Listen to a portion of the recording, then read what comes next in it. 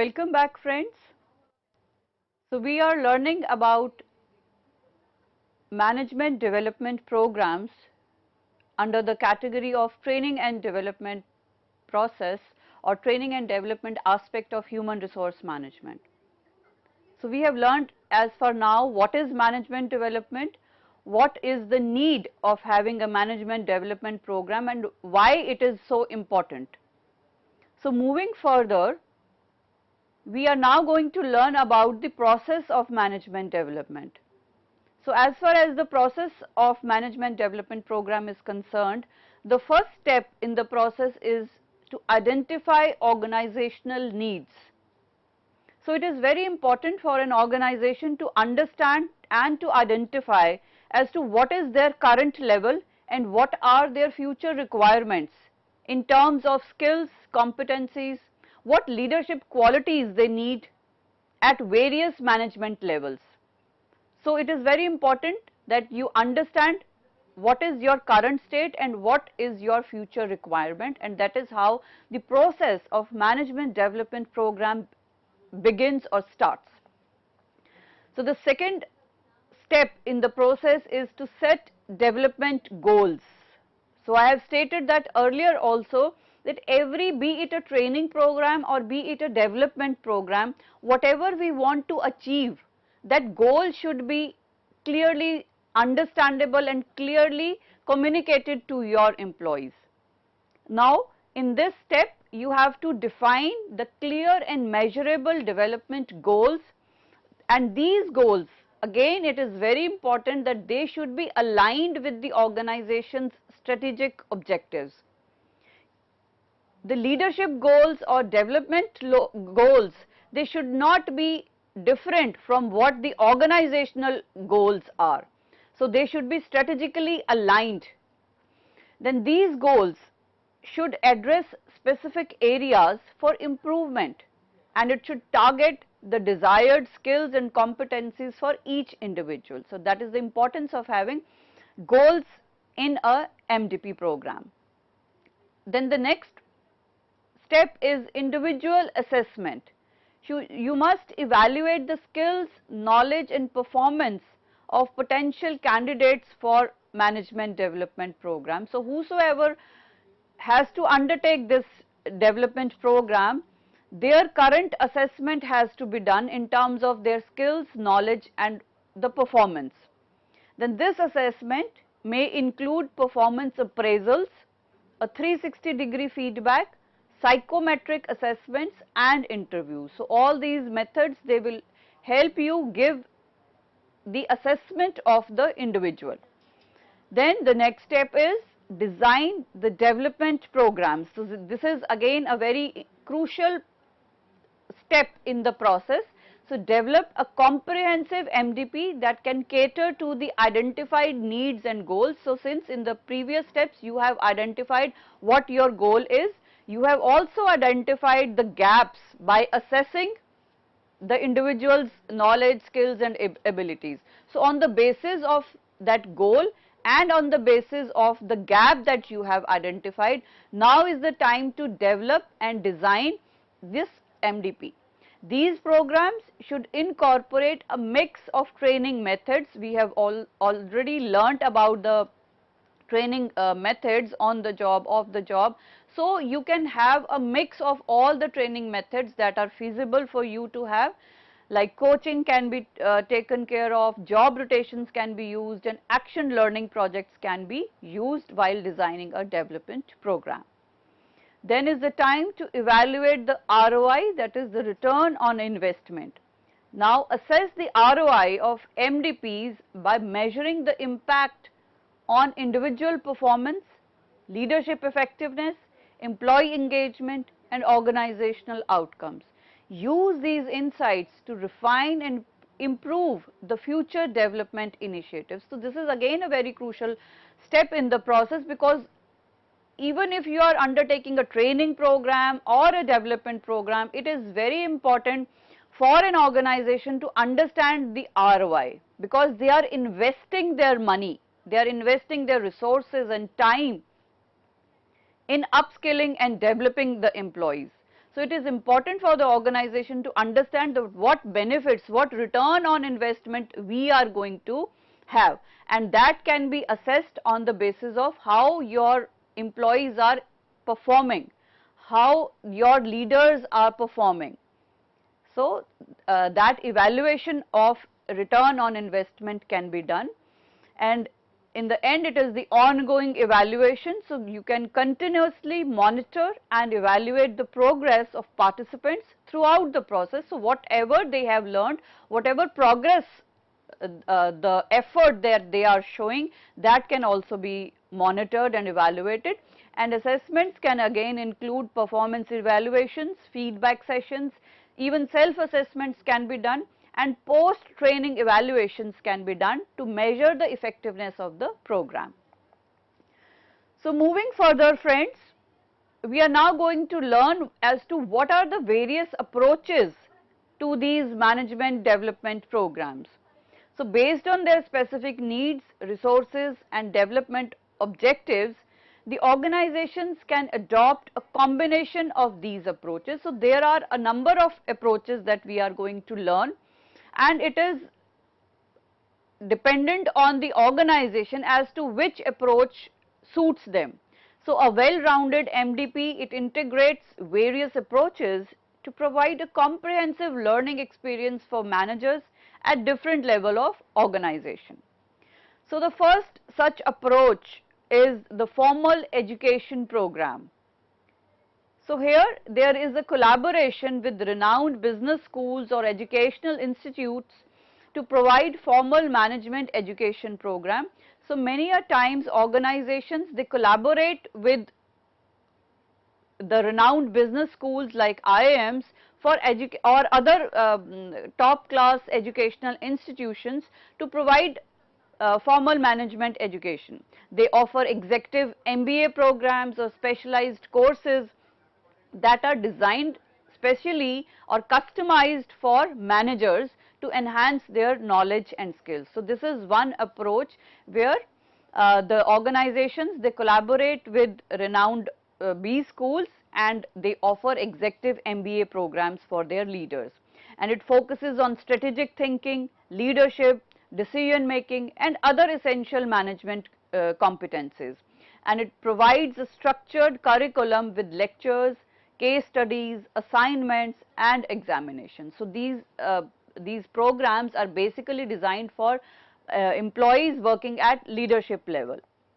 Then the next approach can be coaching and mentoring. So what is done in coaching and mentoring is that the organization assigns certain experienced executives or even external coaches as mentors to guide and support individual managers.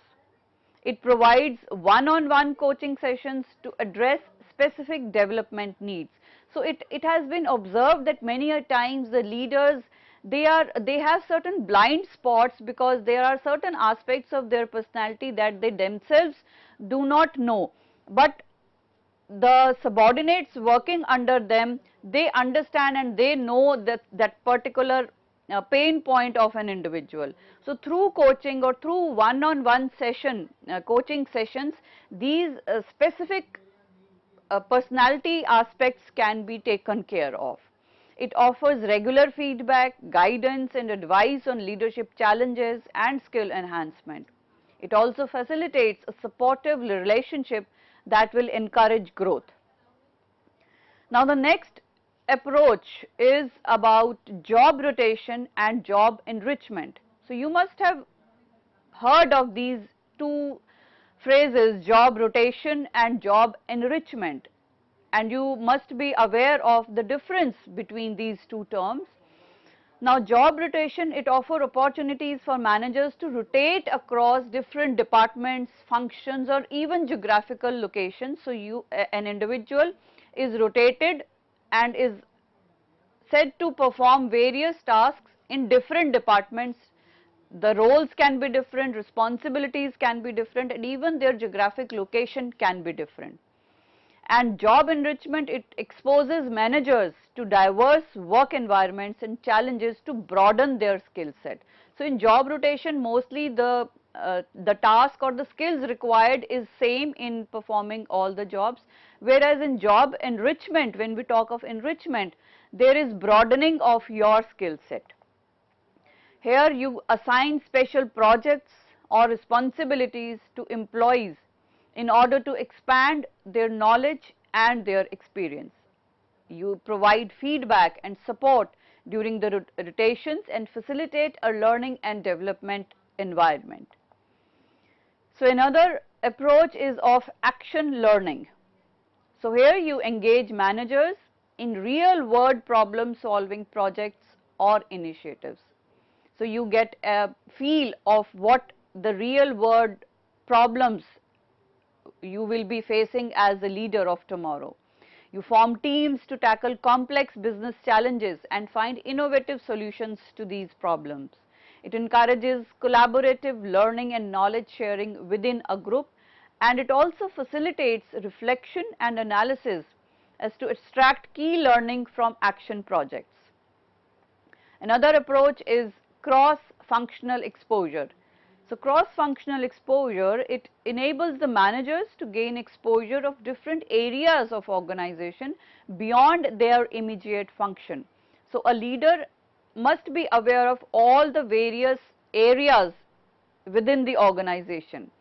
So through cross-functional exposure, you get to understand what are these different areas, and you function, you learn while you are performing your own duties. It arranges short-term assignments or job shadowing opportunities in various departments. So job shadowing, this term is used whereby you learn by observing an individual, or when you are appointed next to the leader, whereby you learn by observing what the leader is doing, what his day-to-day routine is like. So that is called job shadowing. Now this promotes cross-functional collaboration to foster a holistic understanding of the organization. Then it also enhances managers' ability to work across boundaries and collaborate with diverse teams. So we know today that due to globalization, collaboration is the key to success. You must understand the cross cultural and cross functional collaboration, and it has a great power of through networking you can achieve all this. So through these MDPs, the manager's ability to work across boundaries is also enhanced. So next is the seminars and workshops.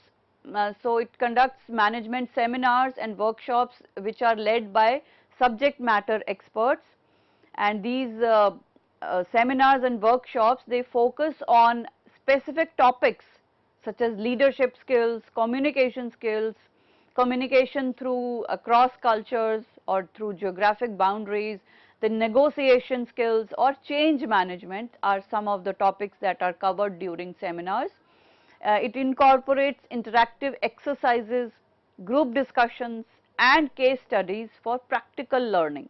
Then it also provides networking opportunities with peers from different organizations, where you tend to meet leaders from other organizations, and you can talk and have a networking session whereby you understand what changes they are incorporating and what new they are upcoming with. So the next is e-learning and online courses. So we know what e-learning is, whereby you use the internet or the computer to learn. So it utilizes technology based platforms to deliver MDPs, so offer online courses, webinars or virtual classrooms for convenient and flexible learning.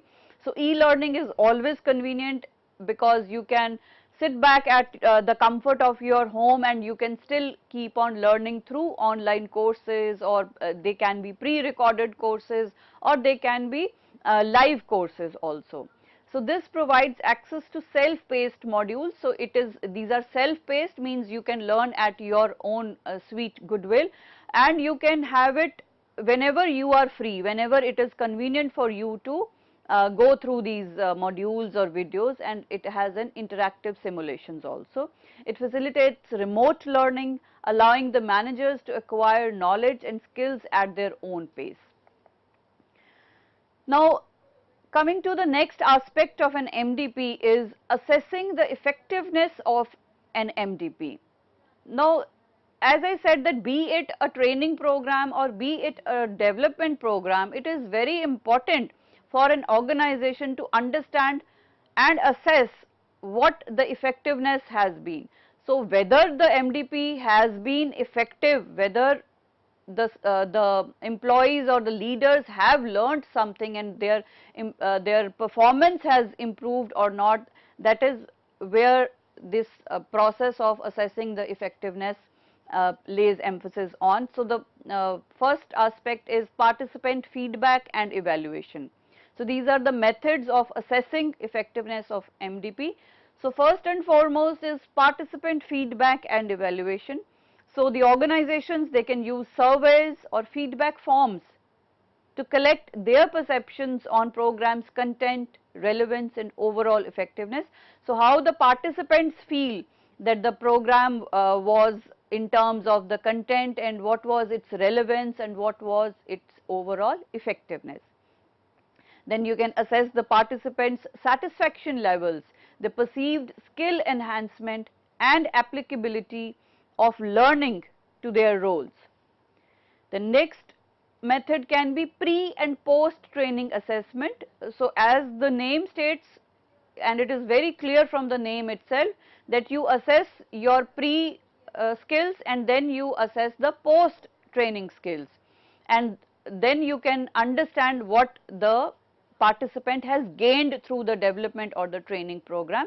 So, you can conduct assessments before and after the MDP to measure the knowledge, the skills and the competencies.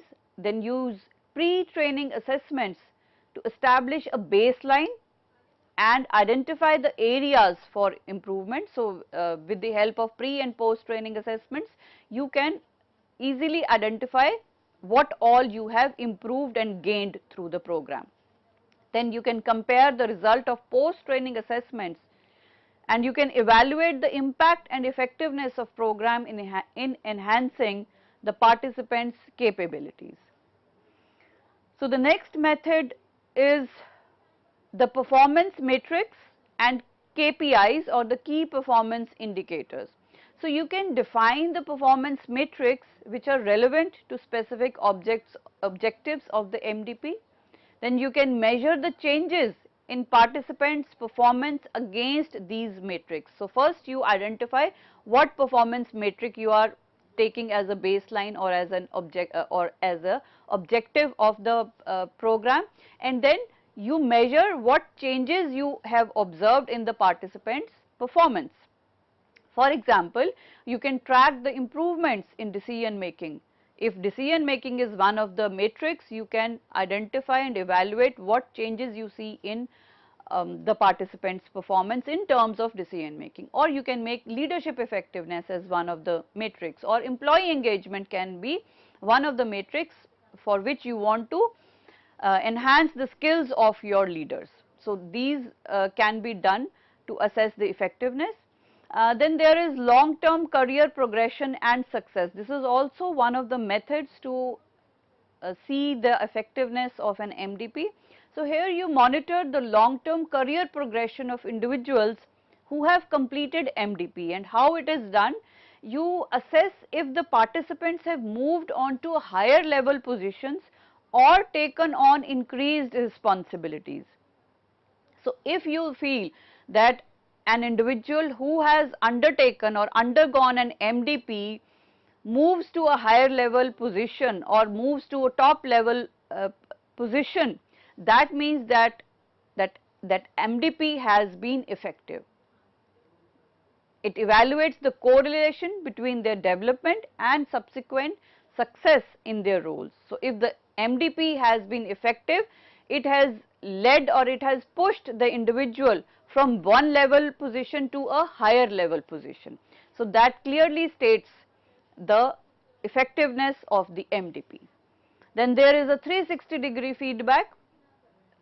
It gathers feedback from a range of stakeholders including peers, subordinates and superiors. That is why it is called a 360-degree feedback. You gather comprehensive insights on the participants' leadership skills, their behaviors and their performances. Then you compare these feedbacks from different perspectives to assess the impact of MDP on participants' overall effectiveness. So, 360-degree feedback again is a very important mechanism or a method whereby you assess the effectiveness of an MDP. So, another method is business impact and organizational outcomes. So, you evaluate the impact of MDP on the organization as a whole.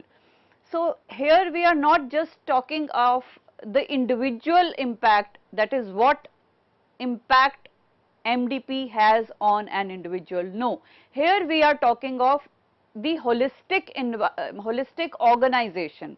So, what impact an MDP has on the entire organization and not just the individual or the leader who has undergone this MDP. So, it measures the improvements in key business indicators like the revenue, like profitability, like customer satisfaction or employee retention. So, in the beginning also we have learnt when we talked about how these MDPs are advantageous for the organization and how it leads to competitive advantage for an organization. So, when we talk of individual advantages, so all these individual advantages will lead to organizational advantage, and that is how the organizational outcomes are also impacted through these MDPs, because if one leader has developed, it will definitely improve their employees or people who are working under that leader. They will be retained, they will be satisfied, and it is often said that satisfied employees serve their customers well, and when customers are satisfied, profitability, enhancement in revenues, productivity will definitely increase. So, here we are talking of the effectiveness of an MDP not just on the leader, but on the entire organization. So, here you assess if the program has contributed to achieve organizational goals and objectives. Then again, the return on investment analysis is very crucial. It analyzes the financial and non-financial returns on investment of an MDP. So, obviously, when an MDP is undertaken by leaders, there will be financial as well as non-financial returns. So, organization can assess through these return on investment analysis. You can compare the costs of implementing the program versus the benefits that you have derived from improved performance, increased productivity, talent retention or other measurable outcomes. Then you can calculate the ROI to assess the cost effectiveness or cost benefit and the value of that program. So, friends, by utilizing these assessment methods, the organizations can effectively evaluate the impact and success of their MDPs. So, be it a training program or an MDP program, organizations always value things that have an impact. So, they always want returns in terms of whatever they are investing their time and money and resources on development of leaders. So, they also want to see an improvement or enhancement in their revenues. So, for every organization, that is the ultimate outcome that they want to see. So, these the findings from these assessments can actually guide the future program improvements. So, you can also see what gaps have been left. You can also get the feedback from participants and see whether the MDP was a relevant one, whether they want something else in their in terms of the content of the MDP. So, the findings, they generally guide the future program improvements. It demonstrates the value of investments have made and informed decision making related to the talent development strategies. So, friends, today we learnt about what is a management development program, what are the various approaches of management development, what are the various method of assessing the effectiveness of a MDP program and what different approaches are used by organizations to have an effective MDP. So, we will continue with the some aspects of MDP and some other topics of training and development in the subsequent lectures. Thank you.